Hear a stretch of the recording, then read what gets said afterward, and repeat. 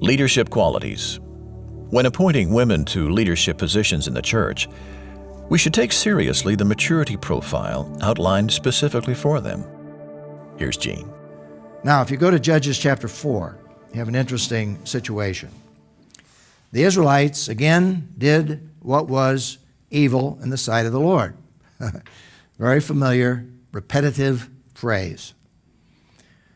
This was after Ehud. That was another judge that had come along. We're not going to look at all the judges as we go through here. But after Ehud had died, they did evil in the sight of the Lord. So the Lord sold them into the hand of Jabin, king of Canaan, a pagan king, obviously, who reigned in Hazor. Hazor is actually in the northern part of Israel. And the commander of his forces was Sisera, who lived in Harosheth of the nations.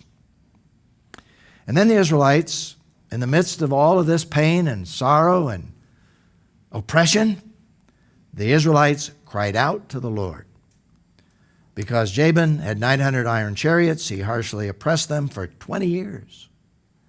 But notice, we meet a woman by the name of Deborah. Deborah, a woman who was a prophet and the wife of Lapidoth, was judging Israel at that time.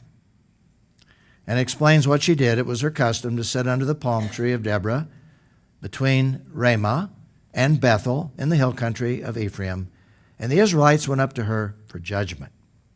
She would give them wisdom in terms of how to live together, how to solve problems, etc. Now, here's a very important observation. There's no evidence that Deborah was more mature than her predecessors or her successors. And she was a prophet. And some people might say, well, she was a prophet, she had to be a spiritual woman. Not necessarily. The Spirit of the Lord came on Samson. Even when he was engaging in immorality, the Spirit of the Lord came on Samson. See, there's no correlation between necessarily being a prophet and a godly woman. Because the Spirit of the Lord came on her, and she was able to give wisdom. Now, I don't know everything there is to know about Deborah, but I know what we have in the book of Judges. And just because you have a woman judge amidst all these men judges, and the majority of these men judges were very sinful men in many respects, why would a woman be more spiritual than the men?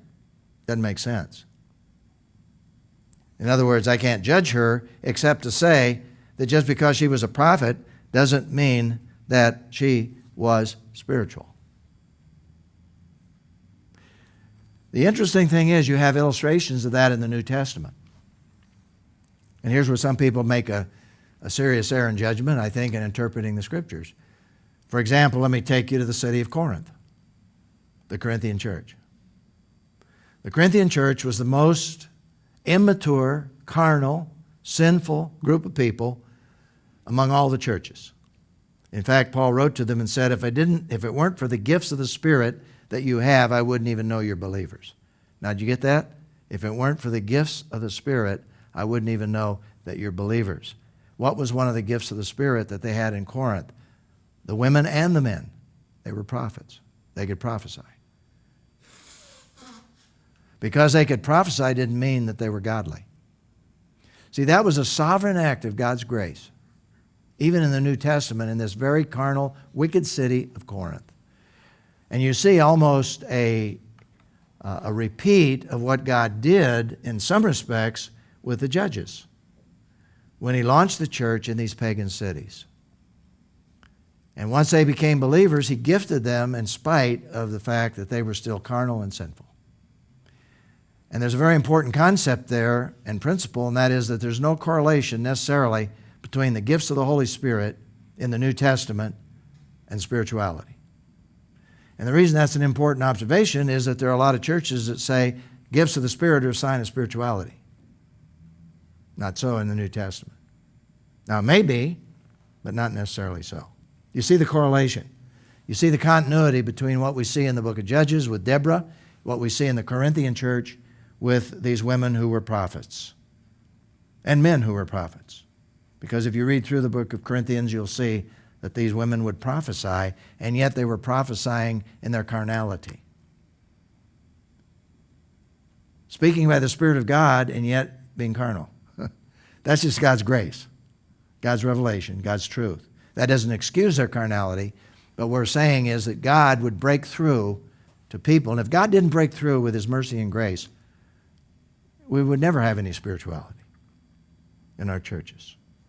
And so through God's work in our hearts, through the coming of the Holy Spirit, through understanding the New Testament, the New Covenant, what God does in our hearts and our lives to reform us, to change us, renew our minds, we should become spiritual in God's sight. So what we have here is a very interesting illustration. And the New Testament perspective is simply when the biblical story transitions from the Old Testament to the New Testament, we see women elevated to very significant roles in terms of leadership in the church, and we might add in terms of their requirements for spiritual leadership.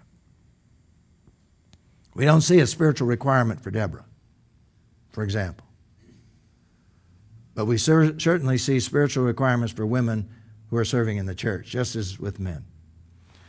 An illustration of that would be from the question that I want to ask, the reflection-response question. How does Paul's instructions to Titus regarding older women teaching younger women relate to this principle? That is, this principle of being mature. Well, look at Titus chapter 2, where Paul is writing, in the same way, older women are to be reverent in behavior.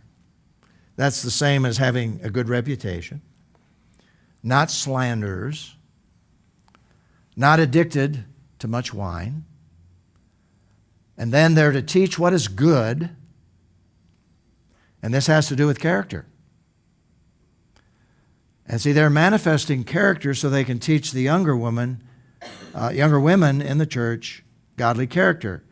And we read about that as you read on, so that they may encourage the young women to love their husbands, their children, to be sensible, pure, good homemakers, submissive to their husbands, so that God's message will not be slandered.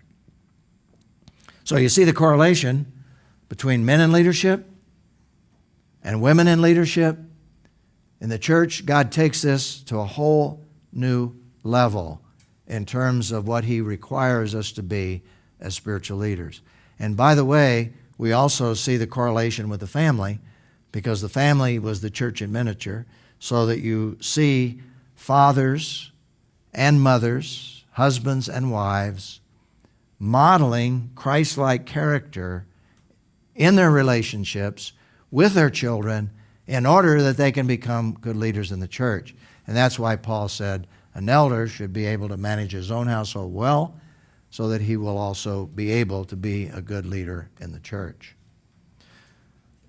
So here we have a significant emphasis on character. And it's important that we interpret a woman like Deborah, as well as all the other judges, in the light of the whole biblical story and what God expects an individual to be. Now, it may be that Deborah was more godly than Ehud, more godly than Samson, more godly than some of the other judges. There's no evidence that she was. She was a prophet, but remember, all the other judges, the Spirit of God came on them regardless of who they were and their status spiritually. God just sovereignly had mercy in leading the children of Israel during a period of time when everybody was doing that which was right in their own eyes. It was chaos in Israel and evil until God would deliver them, and then they'd go through that cycle once again.